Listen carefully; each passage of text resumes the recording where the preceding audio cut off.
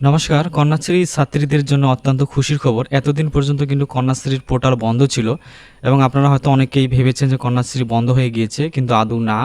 তো এখন কিন্তু দেখতে পাচ্ছেন আমাদের যে পোর্টাল রয়েছে সেটা কিন্তু খুলে গেল এবং বাকি যে কাজগুলো রয়েছে, যারা K2 ফর্ম ফিল আপ করতে পারেননি বা বয়স হয়েছে ১৯ বছর এখনও ফর্ম পাননি, এখন কিন্তু সব কাজ করা যাচ্ছে।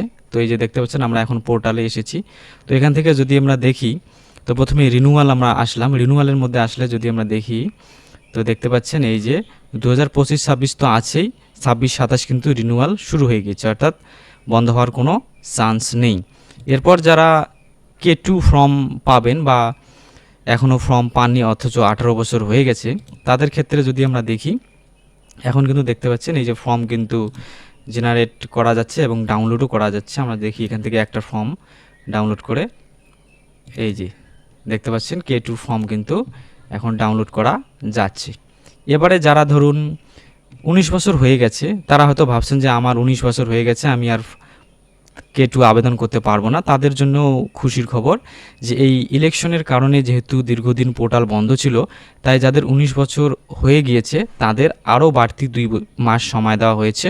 অর্থাৎ এই 60 দিনের মধ্যে 19 বছর যাদের বয়স হয়েছে তাদের কিন্তু ফর্ম ফিল আপ করতে হবে। তো আপনারা দেরি না করে যাদের 19 বছর হয়েছে, এই 60 দিনের মধ্যে স্কুল বা কলেজের সঙ্গে যোগাযোগ করে ফর্মটি কালেক্ট করুন এবং প্রয়োজনীয় নথি সমেত জমা দিন, তাহলে কিন্তু আপনারা টাকা পাবেন। এবং এই 2 মাস যদি পার হয়ে যায়, সেক্ষেত্রে কিন্তু আপনারা আর টাকা পাবেন না।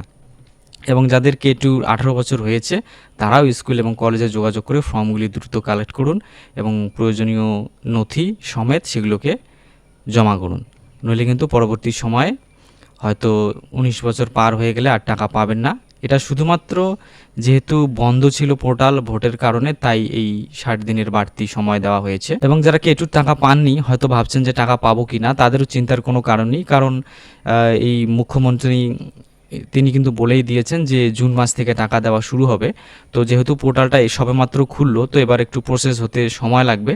তো আপনারা আপনার ব্যাংক যাতে অ্যাকাউন্ট চালু থাকে সেটা দেখবেন KYC আপডেট করে, এবং ডিবিটির মাধ্যমে যেহেতু টাকা দেওয়ার কথা বলা হয়েছে, সেক্ষেত্রে কিন্তু অবশ্যই ডিবিটি লিঙ্ক করে রাখবেন এবং কোন ব্যাংকের অ্যাকাউন্টের সাথে ডিবিটি লিঙ্ক আছে সেটাও একটু দেখে রাখবেন, যাতে টাকা ঢুকতে কোনো সমস্যার সৃষ্টি না হয়। তো এই ছিল আজকে ছোট আপডেট। ভিডিওটি ইনফরমেটিভ মনে হলে আপনার বান্ধবীদের সঙ্গে অবশ্যই শেয়ার করবেন, যারা K2 তে আবেদন করবে বা করেছেন এখনও টাকা পায়নি। ভিডিওটি দেখার জন্য অসংখ্য ধন্যবাদ।